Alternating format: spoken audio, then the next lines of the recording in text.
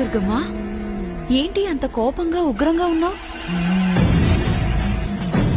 ఉగ్రం కాదు, ఈ ఇంటి ఉప్పు తింటున్నానుగా.